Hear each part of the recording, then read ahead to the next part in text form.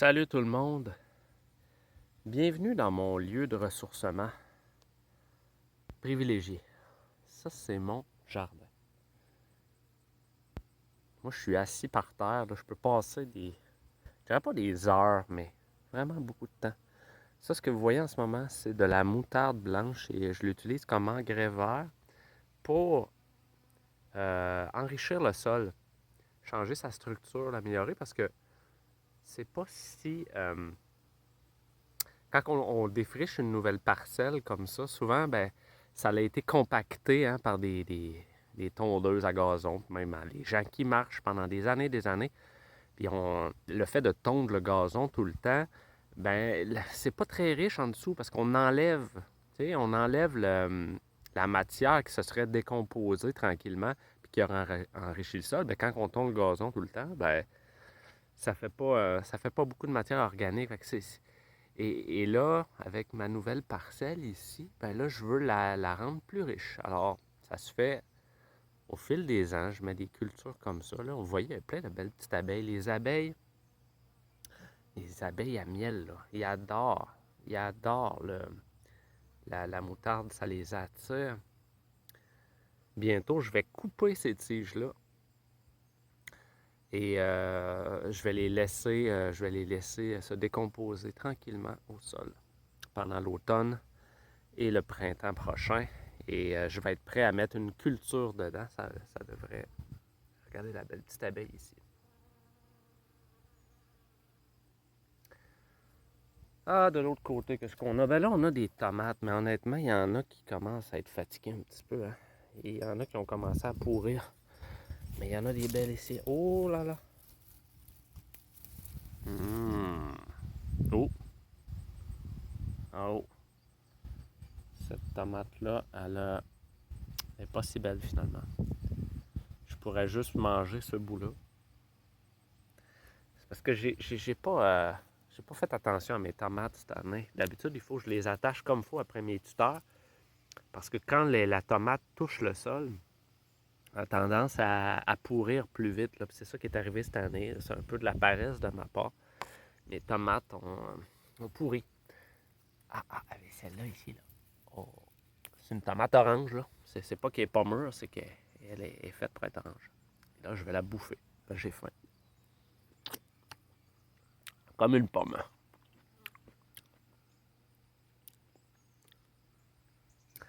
Donc, parcelle que vous voyez au loin, ça, c'est tournesol. Bon, tout ça pour dire que je me sens bien ici. Quand je vous dis que je m'en vais dans mon potager, puis c'est là que je communique avec Dieu, ben, je suis bien, je suis tranquille. Je vois la vie s'exécuter devant moi, j'observe les abeilles. Écoute, les abeilles, là, ils peuvent être à 2 pouces de mon visage, là, puis je suis pas nerveux, là.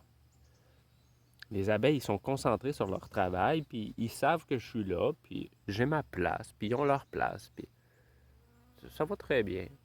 Regarde, elle s'occupe des fleurs, l'abeille. Elle s'occupe pas, elle se sent pas menacée par ma présence.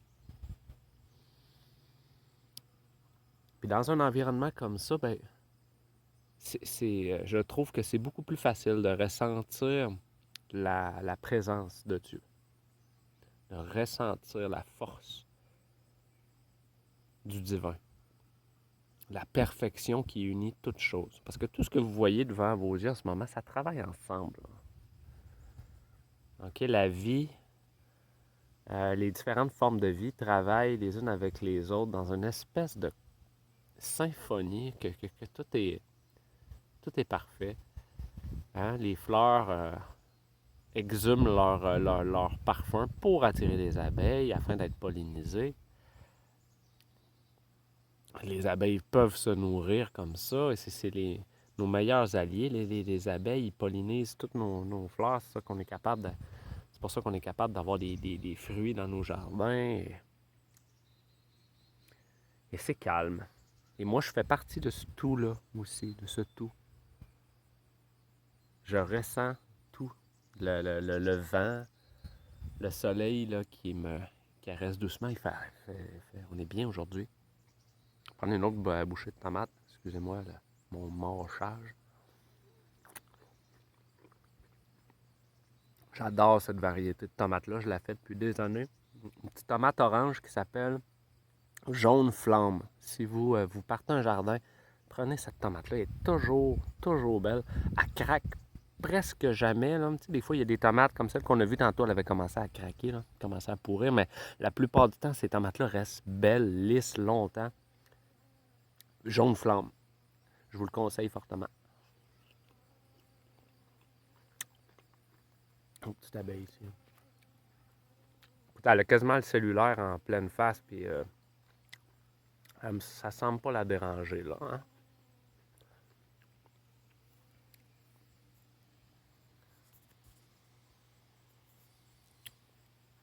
Belle fleur. Moi, je parle à tout ça, là. Je parle, je parle à ces belles fleurs-là. Mais des fois, pas de vive voix nécessairement, mais je regarde une fleur, puis je me dis à moi-même, hey, t'es vraiment belle. Tu embellis mon jardin. Puis je le sais qu'elle comprend. Toute la vie, elle réagit à l'amour qu'on lui témoigne. Voilà, c'était une petite vidéo comme ça, j'avais envie de faire. Peut-être pour vous, vous donner le goût, vous aussi, si c'est possible pour vous de vous faire un petit espace comme ça, que vous allez être au milieu de la nature, d'un un petit échantillon de nature. Hein? C'est pas la nature sauvage, on s'entend. Une nouvelle parcelle. Parce que je l'agrandis à chaque année. Mais là, je pense qu'après ces deux nouvelles-là, ça va être assez. Nouvelle parcelle, évidemment, il n'y a rien dedans. J'ai semé du seigle d'automne. Si on voit dans mon autre parcelle ici, le seigle d'automne a commencé à lever. Ce qui est le fun avec le seigle, c'est que ça survit à l'hiver. Fait qu'il va pousser, le gel ne le détruira pas. Et au printemps, ça va revenir, il va revenir en force, il va continuer de pousser. Et ça, c'est très bon aussi pour le sol. C'est un très bon engrais vert. Ça va décompacter le sol. On va le faucher rendu au printemps.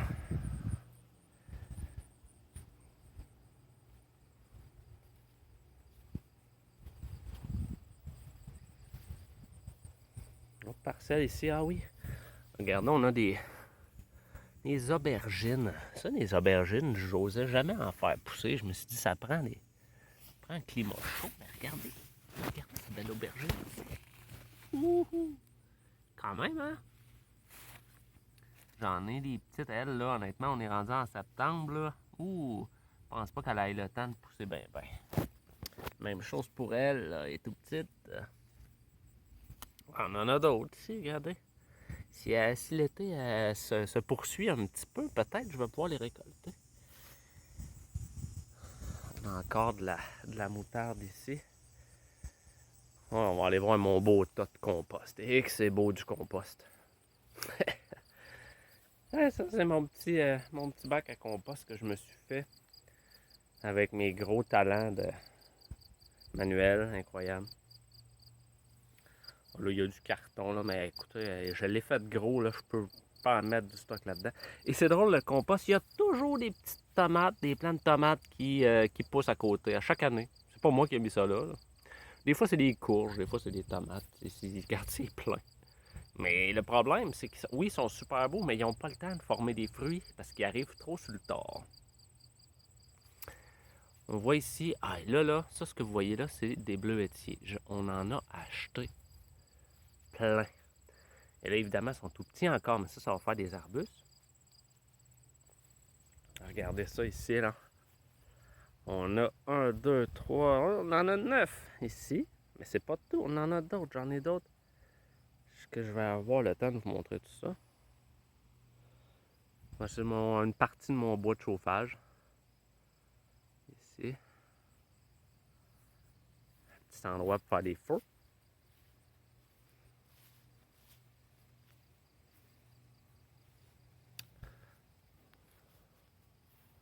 Ici, on a...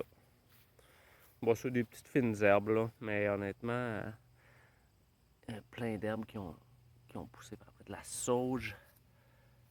On a ici, c'est de la sarriette, de l'estragon, on a des fraises, de la petite rhubarbe qui est tout. Ça fait pitié, là, mais l'année prochaine, elle devrait être. On a des canneberges ici. Ah, ça, c'est un enfant qui s'en vient. Elle s'en vient voir ses lapins, je pense. Allez voir vos lapins.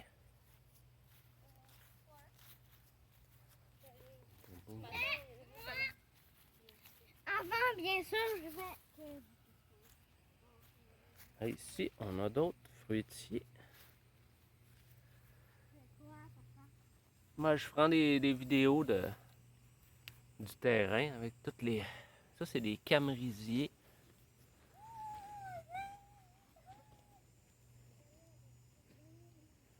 Ah, ils font pitié encore, là, mais tu sais, c'est cette année que ça a été planté, fait qu'ils vont revenir tout beau l'année prochaine. On a des murs, regardez ça, là. Des beaux mûriers. D'autres mûriers ici. On a groseilliers, j'espère. Là, il n'y a plus de feuilles après ça, mais l'année prochaine, on espère qu'ils vont bien s'implanter.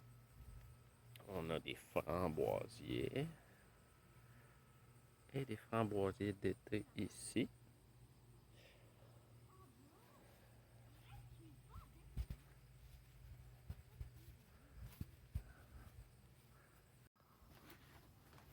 Allô les petits cocos! Viens-t'en mon beau. On voit les beaux petits lapins ici là. Viens-t'en. Montre ta belle face. Montre ta belle face aux gens. Quand tu fais-tu ça mon beau? Puis toi ma grande, tu viens-tu? Yo! Veux-tu manger un peu de pissenlit? Hé la belle! Viens-t'en. Non? Fatigué? Mais toi t'as pas l'air fatigué mon gars.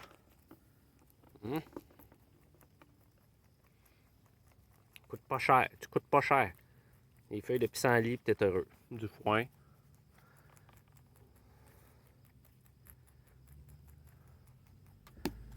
Hein? Ah ça. Ah ouais, je suis bon ça. Et que je suis bon. Regarde-moi ça, comment t'es mignon. Hein? Mon petit gars. Hein? T'en veux-tu un autre? Là, je pense ne pas apporter plus. Alors voilà, ça complète mon petit survol de mon lieu de ressourcement. J'espère que vous avez apprécié cette vidéo-là. Je vais en faire d'autres. Des vidéos de ce genre. Des vidéos inspirantes. En fait, j'espère que vous allez trouver ça inspirant. Ça sera à vous de juger. Peut-être dans un prochain vidéo, je vous ferai visiter le petit boisé au fond, là-bas, là, au fond de mon terrain. C'est le boisé que j'utilise là, quand je vous parle dans mon podcast. Je vous ferai un petit aperçu. Et pour le moment, ben, écoutez, ça complète. J'espère que vous avez apprécié. On se revoit pour une prochaine vidéo. Au revoir.